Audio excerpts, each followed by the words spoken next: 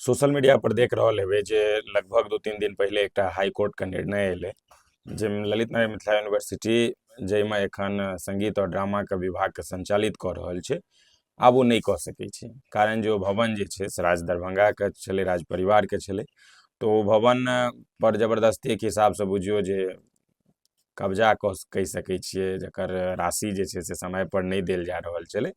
तो स्वाभाविक छै जे ओ केस करबे करतै और लेबे करतै। तऽ हाई कोर्टो के जे आदेश एलै सो ओकरा दऽ देल गेलै हैं राज परिवार के, तो ओहिपर से आब मिथिला यूनिवर्सिटी के कोनो भी आधिपत्य नहीं रहतै। ओहिके बाद सोशल मीडिया पर दू तरह के चर्चा होइ छै। चर्चा ई होइ छै जे राज परिवार के एते राज संपत्ति छै, ओ आखिर किया यूनिवर्सिटी के साथ एहि तरह काज केलकै। छात्रे सब तऽ पढ़ि रहल छलै, ओकरे तऽ कल्याण भऽ रहल छलै।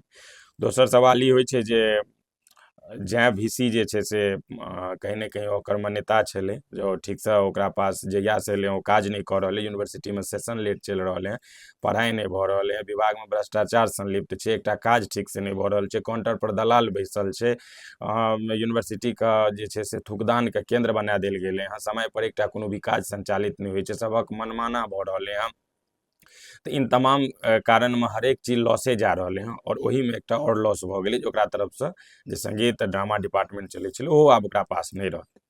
तऽ हमरा खास कऽ कोई मानसिकता के लोग कहलक जे राज परिवार किया लऽ लेलकै। तऽ अहाँ सोचियौ जे अहाँके दरभंगामे यऽ की, अहाँ दरभंगामे जतेक पैघ पैघ धरोहर देख रहली हैं, सरकारी स्थान देख रहली हैं, चाहे शुरुआत करबै तऽ दरभंगा एयरपोर्ट लऽ लिअ, दरभंगा रेलवे स्टेशन लऽ लिअ, तारामंडल लऽ लिअ, ओहिके बाद यूनिवर्सिटीके पूरा कैंपस लऽ लिअ, DMCH लऽ लिअ, ई सब तऽ मुख्य मुख्य जे छै से कबराघाट संस्कृत संस्थान आयुर्वेद कॉलेज जे छै, ई सब ककर छै अहाँके? ई अहाँके सरकार की जमीन खरीद के देने रहै? नहीं, राज परिवार के द्वारा जे छै से दानमे देल गेल जमीन जे रहै, लीज पर देल गेल जे जमीन रहै, ताहि पर ओ सरकार जे छै से अहाँके काज कऽ के देलक हँ।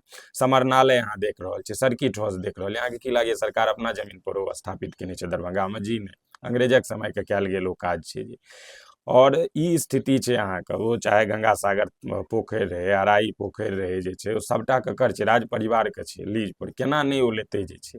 अहाँ बिहार सरकार, केंद्र सरकार एखन तक जतेक भी काम केलकै ओ सबटा राज परिवारके द्वारा जे दानमे देल गेल जमीन छै तकरा पर केलकै। सरकार तऽ एकटा अपना भरोसे काज करैके अहाँ सबक बीचमे प्रयास केलक जे एम्स बनेबै हम, ओहो एम्स सबसँ पहिले जे छै से वएह DMCH परिसरमे बनै छलै।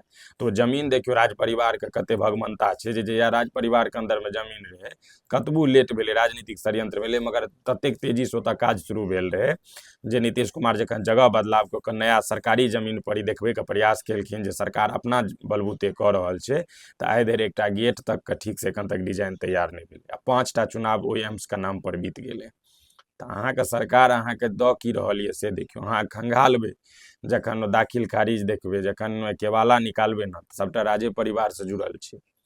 तऽ ताहि दुआरे दरभंगा राजके द्वारा जतेक देल गेल दानमे संपत्ति पर जतेक लोक एतऽ सुविधा लऽ रहल छै, ओ बहुत कम जगह भेट रहल छै। बाकी ई तऽ दरभंगाके चर्चा छै, दरभंगासँ बाहर निकलू, मिथिलाके बात करू या बंगालके बात करू, यूपीके बात करू, जम्मू कश्मीरके बात करू, राजस्थानके बात करू, कोनो एहन क्षेत्र नहीं छै जतऽ हुनकर द्वारा देल गेल जे छै से काज नहीं छै। तऽ ताहि दुआरे ई प्रशासन, यूनिवर्सिटी और सरकारके ऊपर तमाचा छै जे ओकरा अपना पास किछु नहीं छै जो हमरा अहाँके सुविधा प्रदान कऽ सकत। तऽ अगर आवाज उठेनाइ यऽ, अगर ककरो विरोध केनाइ यऽ, तऽ सरकार और नीतिके करियौ। नहीं तऽ अहिना जे छै से 3 सालके सेशन 5 सालमे, आ 4 सालके सेशन 6 सालमे, सर्टिफिकेट लैत लैत 8 साल लागि जाइ छै। खैर चलू, अहाँके जे प्रतिक्रिया छै जरूर देबै। हम तऽ बहुत जल्दी एक एकटा विषय पर जे छै से वीडियो लऽ कऽ आबि रहल छी।